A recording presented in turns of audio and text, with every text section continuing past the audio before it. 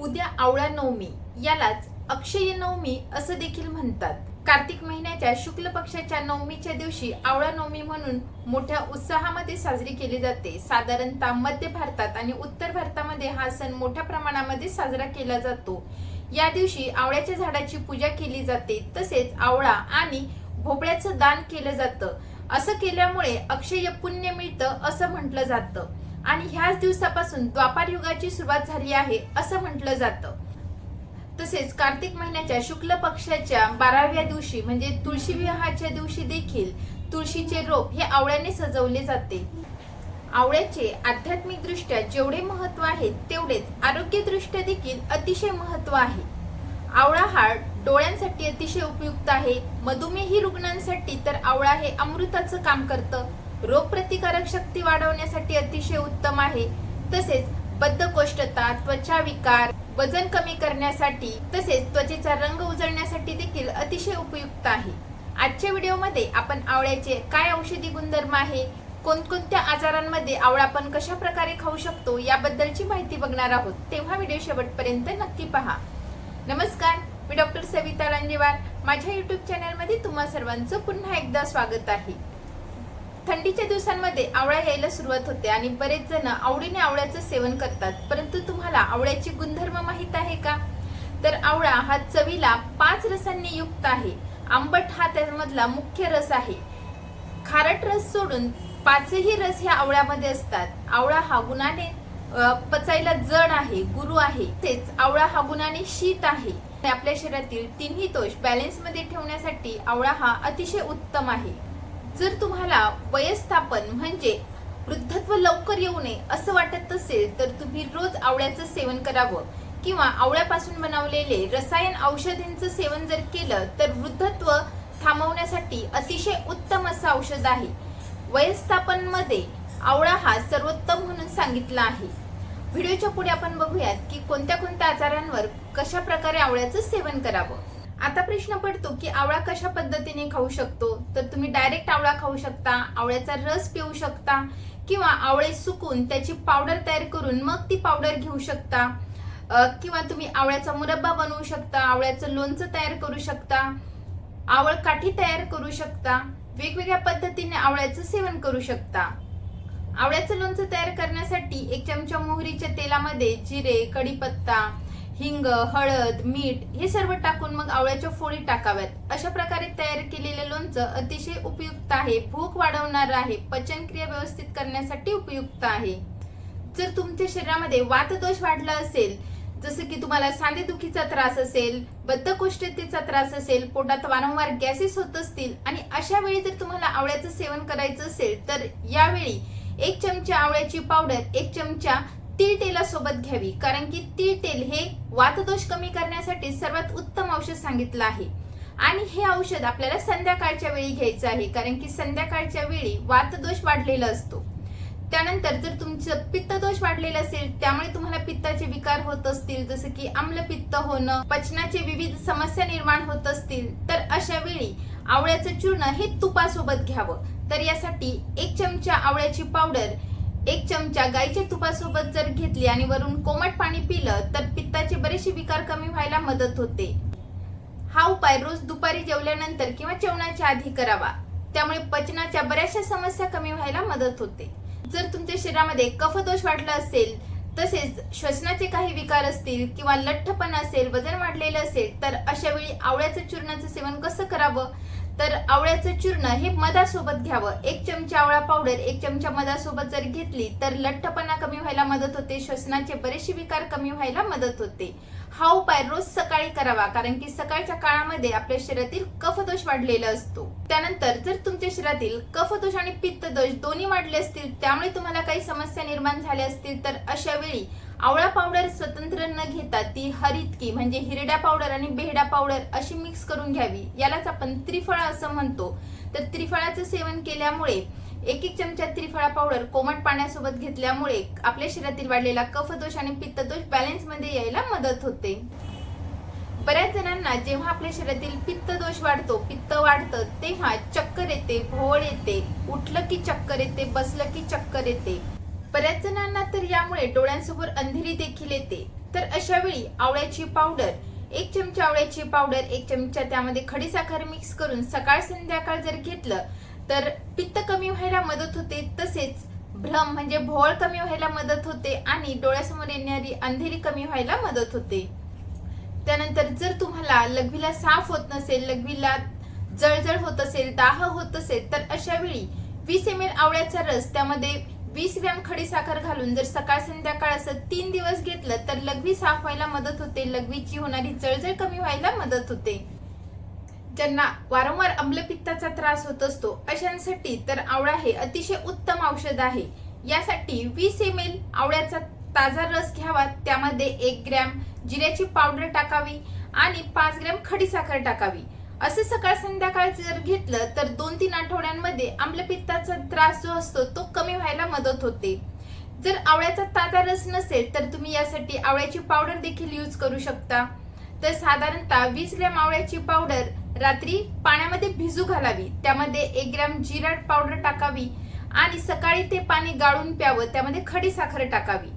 रात्री भिजवलेलं पाणी सकाळी प्यावं, सकाळी भिजवलेलं पाणी रात्री प्यावं. तसेच हे पाणी पिल्यामुळे ज्या स्त्रियांना प्रदर म्हणजे अंगावरून पांढऱ्या जाण्याचा त्रास होत असतो किंवा मासिक पाळीच्या दरम्यान अति प्रमाणामध्ये रक्तस्राव होत असतो तर तो रक्तस्राव कमी व्हायला देखील मदत होते. आवळ्याच्या पावडरपेक्षा आवळ्याचा ताजा रस जास्त उपयुक्त ठरतो. बऱ्याच जणांना दीर्घकालीन आजारामुळे धातू क्षय झालेला असतो, कमजोरी आलेली असते, थकवा असतो किंवा तुम्हाला धातू वृद्धी करायची असेल, तसेच शरीरातील कडकी कमी करायची असेल तर रसायन चूर्ण अतिशय उत्तम आहे. तर यासाठी आवळा पावडर, गुळवेल पावडर आणि गोक्षूर पावडर यांचं मिश्रण समभाग प्रमाणामध्ये घ्यावं. तसेच 1-1 चमचा ही पावडर सकाळ संध्याकाळ मध आणि तूप यांच्या विषम प्रमाणामध्ये घ्यावं. जसं की 1 चमचा हे मिश्रणाची पावडर, 1 चमचा मध आणि अर्धा चमचा गाईचं तूप असं सकाळ संध्याकाळ जर घेतलं तर धातुवृद्धी व्हायला, शरीरातील थकवा कमी व्हायला मदत होते आणि कडकी कमी व्हायला मदत होते. अशाच प्रकारे आयुर्वेदिक मेडिकल मध्ये आमलकी चूर्ण अवेलेबल आहे, ते देखील अतिशय उत्तम काम करतं. यामध्ये आवळा पावडर, चित्रक powder, Hirde powder, Pimpi powder, सेंदव अशी वेगवेगळी औषधं असतात. त्याचं प्रमाण 3 ग्रॅम ह्या प्रमाणामध्ये सकाळ संध्याकाळ कोमट पाण्यासोबत जर घेतलं तर शरीरातील जो बारीक ताप असतो तो कमी व्हायला मदत होते. तोंडाला चव येत नसेल तर रुची वाढवण्यासाठी अतिशय उत्तम आहे. परसाकडे साफ व्हायला मदत होते, तसेच आपल्या शरीरातील धातूंची पुष्टी व्हायला मदत होते. बऱ्याच लोकांना आपण सतत आजारी आहोत की काय अशी फिलिंग येत असते, आपल्याला काहीतरी झालंय की काय अशी फिलिंग येत असते, करमत नाही, बरं वाटत नाही, अशा लोकांनी आवळ्याचं सेवन करावं. यासाठी तुम्ही मोरावळा घेऊ शकता. तर मोरावळा कसा तयार करावा, तर जसं आपण मोदक पात्रामध्ये मोदक वाफवतो त्याचप्रमाणे हे आवळे वाफून घ्यावे, त्यांना काडीने टोचावे आणि हे जे वाफवलेले आवळे आहे ते साखरेच्या पाकामध्ये मुरू द्यावे. 15 दिवसांमध्ये हे छानपैकी मुरतात आणि ह्या आवळ्यांचं 1 किंवा 2 आपल्या वयानुसार तसेच आपल्या वजनानुसार जर याचं सेवन केलं तर परसाकडे साफ व्हायला मदत होते, आतमधून एक प्रकारची स्फूर्ती येते, पचनक्रिया सुधारण्यास मदत होते. बऱ्याच जणांना शौचावाटे रक्त पडण्याचा त्रास असतो, तर अशा वेळी 3 ग्रॅम आवळ्याची पावडर आणि 20 ग्रॅम दही असं मिश्रण जर घेतलं तर शौचावाटे होणारा रक्तस्राव कमी व्हायला मदत होते. सर्वांचाच परिचित असणारा च्यवनप्राश हा आपल्या शरीरातील सर्व धातूंची पुष्टी करण्यासाठी अतिशय उपयुक्त आहे. क्षयरोग कमी करण्यासाठी उपयुक्त आहे. सर्दी, खोकला ज्यांना वारंवार होत असतो, तसेच उलटी, मळमळ अशा वेगवेगळ्या समस्या असतात, अशा लोकांनी रोज च्यवनप्राशचं सेवन करावं. बरेच जण च्यवनप्राश संध्याकाळच्या वेळी किंवा रात्री झोपायच्या आधी घेतात, परंतु च्यवनप्राश हा रसायन काळी घ्यावा, सकाळी 6 वाजता किंवा संध्याकाळी 6च्या दरम्यान घ्यावा. च्यवनप्राश सेवन करत असणाऱ्यांना बरेचसे श्वसन विकार होत नाही किंवा झालेले असेल तर ते कमी व्हायला मदत होते. तसेच बुद्धी वाढते, स्मरणशक्ती वाढते, रंग उजळण्यास मदत होते. आरोग्य आणि दीर्घायुष्य देणारं असं हे च्यवनप्राश प्रत्येकाने घेतलं पाहिजे. आवळ्याचं सेवन 2 प्रकारे करू शकतात. वजन वाढवण्यासाठी जर आवळा घ्यायचा असेल तर तुम्ही आवळा हा तुपासोबत म्हणजे गाईच्या तुपासोबत 1 चमचा आवळा पावडर, अर्धा चमचा गाईचं तूप कोमट पाण्यासोबत जर घेतलं तर वजन वाढायला मदत होते. तसेच जर तुम्ही हेच आवळा पावडर मधासोबत जर घेतली तर वजन कमी व्हायला मदत होते. तर यासाठी अर्धा ते 1 चमचा आवळ्याची पावडर आणि 1 चमचा मध जेवणाच्या आधी सकाळ संध्याकाळ घ्यावं. रंग उजळण्यासाठी आवळा हे अतिशय उत्तम आहे, कारण की रंग देण्याचं काम हे पित्ताचं असतं आणि जर पित्त वाढलं तर आपला रंग काळा पडू शकतो, वातदोष वाढला तर आपला रंग काळा पडू शकतो. म्हणून तिन्ही दोषांचा बॅलन्स करणारा हा आवळ्याचं सेवन जर आपण केलं तर रंग उजळायला मदत होते, तसेच आपल्या स्किनची हेल्थ सुधारण्यासाठी देखील मदत होते. तर यासाठी 1 चमचा आवळा आणि 1-2 केशरच्या काड्या सकाळ संध्याकाळ जर कोमट पाण्यासोबत घेतल्या तर त्याचा फायदा बघितला जातो. किंवा 1 चमचा आवळ्याची पावडर आणि अर्धा चमचा हळदीची पावडर सकाळ संध्याकाळ कोमट पाण्यासोबत घ्यावी. जर तुमचे केस पांढरे होत असतील, ज्याला ग्रेइंग हेअर्स असं म्हणतात, तर यासाठी आवळा हा अतिशय उत्तम आहे. तर यासाठी 1 चमचा आवळ्याची पावडर, 1 चमचा भृंगराज म्हणजे माक्याची पावडर सकाळ संध्याकाळ जर तुम्ही कोमट पाण्यासोबत घेतली, महिन्याभरामध्येच केस काळे व्हायला मदत होते. किंवा तुम्ही 1 कप खोबरेल तेलामध्ये 2 चमचे आवळ्याची पावडर चांगली कढून घ्यावी. काळसर रंग येईपर्यंत ते तेल व्यवस्थित कढून घ्यायचं आहे. ते तेल गाळून घेऊन मग ते पांढऱ्या केसांना लावलं तर पांढरे केस काळे व्हायला मदत होते. किंवा अशाच प्रकारे बदाम तेलामध्ये तुम्ही आवळा पावडर चांगली कढून घ्यावी आणि मग ते तेल जर पांढऱ्या केसांना लावलं तर केस काळे व्हायला मदत होते. किंवा आवळ्याचा रस, त्यामध्ये लिंबूचा रस आणि दही याचा लेप आपल्या केसांना लावला तर पांढरे केस काळे व्हायला मदत होते. ज्यांना श्वसनाचे विकार असतील, सर्दी खोकला वारंवार होत असेल, तर अशा वेळी अर्धा चमचा दालचिनीची पावडर, अर्धा चमचा आवळ्याची पावडर, अर्धा चमचा हळद हे मिश्रण तयार करून ठेवावं आणि ह्या मिश्रणातील अर्धा चमचा मिश्रण सकाळ संध्याकाळ जर कोमट पाण्यासोबत घेतलं तर सर्दी खोकला दमा यासारखे विकार कमी व्हायला मदत होते. किंवा जर तुम्हाला नासिकाश होत असेल किंवा अर्टिकॅरिया, ज्याला पित्त उठणे असं म्हणतात, तर त्यामुळे सुद्धा आवळ्याचा चांगला वापर बघितला जातो. यासाठी 1 चमचा आवळा, पाव चमचा हळद आणि 1 चमचा गाईचं तूप असं मिश्रण कोमट पाण्यासोबत जर घेतलं तर अर्टिकॅरिया शीतपित्त कमी व्हायला मदत होते. त्वचा विकारांवर देखील आवळा हा अतिशय उत्तम आहे. आवळ्याची पावडर, मध आणि गंधक याचं मिश्रण जर दिलं तर बरेचसे त्वचा विकार कमी व्हायला मदत होते. जर तुम्हाला सोरायसिस असेल तर यासाठी आवळ्यापासून सिद्ध केलेल्या ताकाची तक्रधारा केली जाते. तसेच हाय ब्लड प्रेशर मध्ये सुद्धा अशा प्रकारची तक्रधारा केली जाते. याचा अतिशय चांगला फायदा बघितला जातो. मधुमेही रुग्णांसाठी तर आवळा हे अतिशय उत्तम असं टॉनिक किंवा वरदानच समजावं. मधुमेही रुग्णांमध्ये पॉलिडिप्सी असते, म्हणजे वारंवार त्यांना तहान लागत असते. अशा वेळी जर तुम्ही आवळ्याचं चूर्ण घेतलं किंवा आवळ्याचा रस पिला तर वारंवार लागणारी तहान कमी व्हायला मदत होते.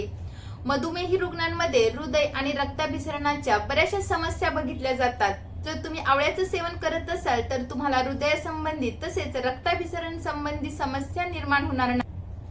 मधुमेही रुग्णांमध्ये वारंवार वात वाढतो, कफ वाढतो, त्यामुळे बद्धकोष्ठता होते, गॅसेस होतात, पोटफुगी होते. अशा वेळी आवळ्याचं सेवन जर करत राहाल तर तुम्हाला बद्धकोष्ठतेचा त्रास होणार नाही, शौचास साफ व्हायला मदत होईल. बऱ्याचशा मधुमेही रुग्णांमध्ये लैंगिक क्षमता कमी झालेली बघितली जाते. अशा वेळी जर तुम्ही आवळ्याची पावडर किंवा आवळा रसायन जर घेत राहाल तर लैंगिक क्षमता वाढवण्यासाठी अतिशय उपयुक्त आहे, कारण की आवळ्याचं सेवन हे कामोत्तेजक म्हणून देखील केलं जातं. मधुमेही रुग्णांमध्ये लठ्ठपणा देखील बघितला जातो. अशा वेळी जर तुम्ही आवळ्याचं सेवन केलं तर वजन कमी व्हायला, वजन नियंत्रणात ठेवायला मदत होते. तसेच मधुमेही रुग्णांनी जर 1 चमचा आवळ्याची पावडर आणि पाव चमचा हळदीची पावडर रोज सकाळी उपाशीपोटी कोमट पाण्यासोबत जर घेतली तर रक्तातील वाढलेली शुगर कमी व्हायला मदत होते. तर अशा प्रकारे तुम्ही देखील आजपासून आवळ्याचं सेवन विविध प्रकारे करायला सुरुवात करा. पुन्हा भेटूयात पुढच्या व्हिडिओमध्ये. तोपर्यंत हेल्दी खा, हेल्दी रहा, आयुर्वेदाला जवळ करा. धन्यवाद.